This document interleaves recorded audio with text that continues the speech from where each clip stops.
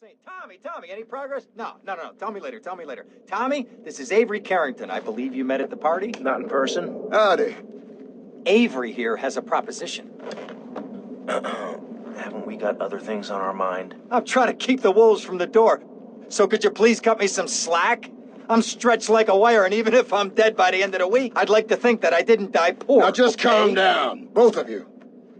Son, you help me, and any greaseballs giving you a hard time, I'll see to it they take a long dirt nap. Okay. What could I do for you? This delivery company's got its depot on some prime land. They won't sell. They're hanging on like a big old prairie rat. So we gotta go in there and smoke that vermin out.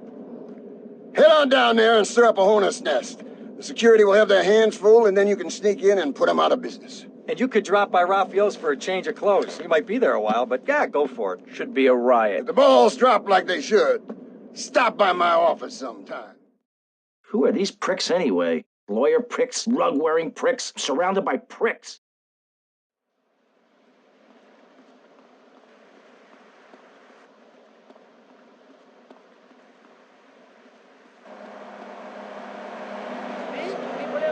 Don't know how to try.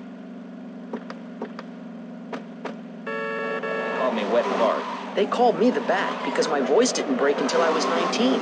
So, Mr. Shrub, I take it you don't believe in regulation. I believe in giving people a chance, not tying them down with lots of needless regulations.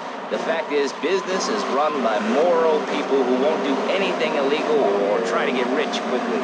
But since you got elected, my city has been characterized by a government who cut aid to the poor, offer tax breaks to the rich, and pay people to dump toxic waste near schools. Yes, we've made a lot of progress.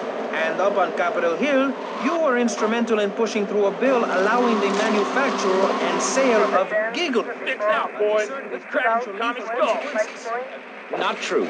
Only 23 people have died, and several of them probably deserved it.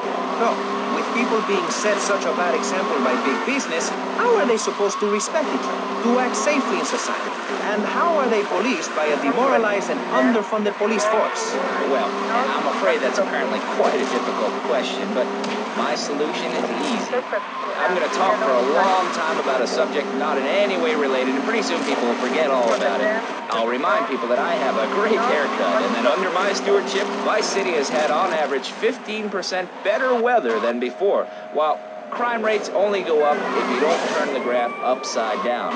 Turn it upside down, then they have under me, Alex Shrub.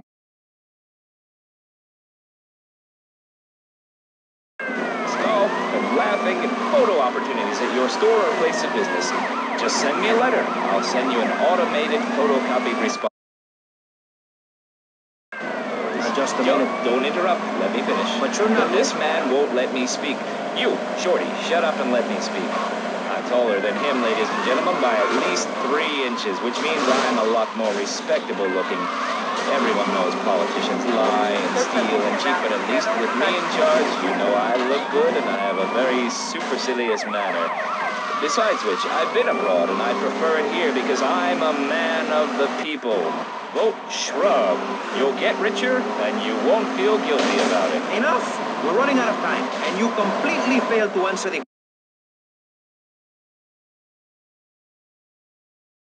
What happens with an open border to the north? The state is filling up with trash. People who can't tell the difference between a swamp and a marsh. Guys who don't know the first thing about the legality of marrying within the family. That's why we need a river. People, I'm telling you, pick up your spades, go into your garden, start digging as deep and as far as you can. Pretty soon the whole state will be flooded and ruined. Then they'll have to leave. We must build a moat to the north or they will come down and ruin this great state. And Mr. Hickory, were you born in Florida? Oh, what a stupid question. Oh, the cheek. Were you? Of course not. No one's been born in Florida since 1877. But I've been here for 5 years, which is a very long time. Yes, it is. A very long time. Almost as long as this show. Ladies and gentlemen, you're listening to Pressing Issues with me, Maurice Chavez, presiding over some of the least informed debate on the radio. In this episode of Pressing the Issue, we had Alex Shrub, Callum Crayshaw, and John Florida Hickory discussing safety. I guess you've all got to make up your own minds. Should we be as wet as fish or a corrupt money-grabbing thief? Gentlemen, I feel we really got somewhere, and that Vice City and people everywhere know a lot more than they did before we began. And now, over to Jonathan and Melissa to talk to you about public radio in your area. You're listening to VCPR, the radio station for disoriented and unrealistic college professors who wear fuzzy sweaters and find everything terribly interesting. I'm Michelle Montanius. And I'm Jonathan Freeloader. Public radio is very important.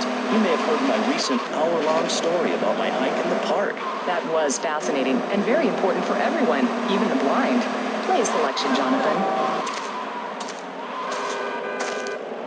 I think this is the part where I came to the big tree. I almost felt like I was there. You won't get this kind of nauseating detail on commercial radio. VCPR is 100% commercial free. Absolutely nothing interrupts your enjoyment of our fine programming and ability to tackle the important things like